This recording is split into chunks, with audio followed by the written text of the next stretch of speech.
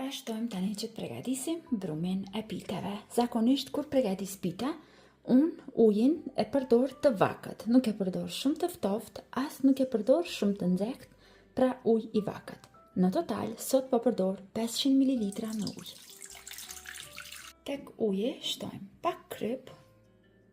Tani vazhdojmë që ta shtojmë mielin pak nga pak dhe duke e kontrolluar.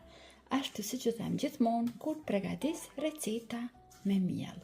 Vazhdojmë tani me dorë, duke përzier, duke ngjeshur mirë, derisa të formojmë një brum të mirë dhe të lëmuar. Mos e bëni shumë të fortë brumin, le të jetë mesatarisht i butë që të mund t'i hapni pastaj pitët më mirë dhe më lehtë.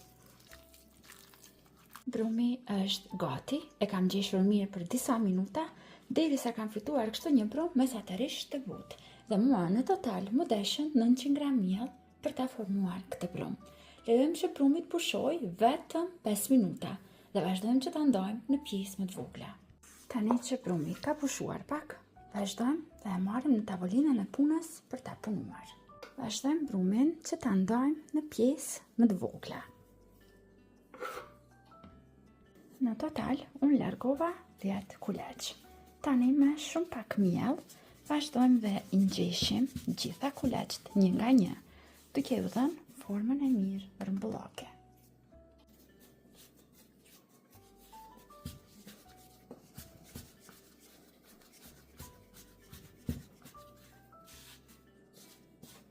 Dhe tani vazhdojmë me një herë që t'i hapim kuleçt. Në tavolinën e punës përsëri shtojmë miell, por bëjmë kujdes që të marrim kuleçt e parë, cilat i kemi ngjeshur, sepse ato tashmë kanë pushuar pak. Vazhdojmë tani që t'i hapim, jo shumë mëdha, në madhësi të një pjateje për ëmbëlsira.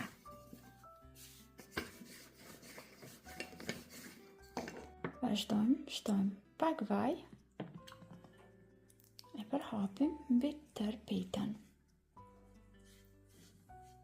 E palosim në gjys dhe i rendisim në një tepsi. Tepsin ku po i rendis kam shtuar vaj. Në të njëjtën mënyrë i punojmë gjitha kuleçt derisa të përfundojmë me të gjitha. Lejojmë tani që kuleçt të pushojnë dikun edhe për 10 minuta tjera, ndërkohë vazhdojmë që të përgatisim mbushjen. Tani në një tigan me pak gjalp të shkrir, vazhdojmë dhe shtojmë një qep të prerë imët, unë zakonisht e bluaj në blender. Me qepën do të shtoj edhe 300 gram mish të bluar dhe do të vazhdoj që t'i skuq në zjarr mesatar për 3-4 minuta, nuk do t'a frigoj shumë, thjesht pak, sa të merr një ngjyrë, do t'a largojmë nga zjarri. Aq mjafton, vetëm 3-4 minuta dhe vazhdojmë tani që të shtojmë kryp sipas shijeve dhe pak piper të kuq. Përzijemi mirë dhe mbushjen e kemi gati, e largojmë anësh. Tani kontrollojmë brumin se a ka pushuar mjaftueshëm dhe vazhdojmë me hapjen e pitëve. Vazhdojmë tani me hapjen. Pasi brumi ka pushuar mirë, e kontrolloni dhe vreni apo tërheqjet kështu, vazhdoni dhe ta hapni aq sa ju lejon brumi, ta bëni të madhe, të hollë, aq sa do t'ju lejon pra brumi, aq do ta tërheqni. Edhe pse kuleçt kemi bërë tepër të vegjël, mund ta vreni që brumi pëlshon tepër mirë. Sot burikun do ta mbështjellim në një mënyrë pak më ndryshe. E tërheqim njërën pjesë për brenda. Ta afrojmë afër. Tani e sjellim pjesën tjetër.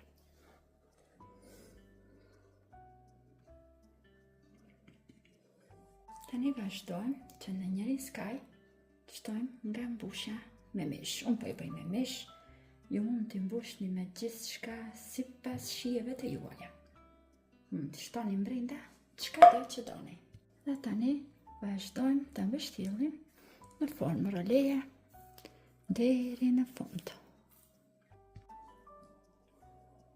Në të njëjtën mënyrë vazhdojmë. I hapim gjitha pitat një nga një.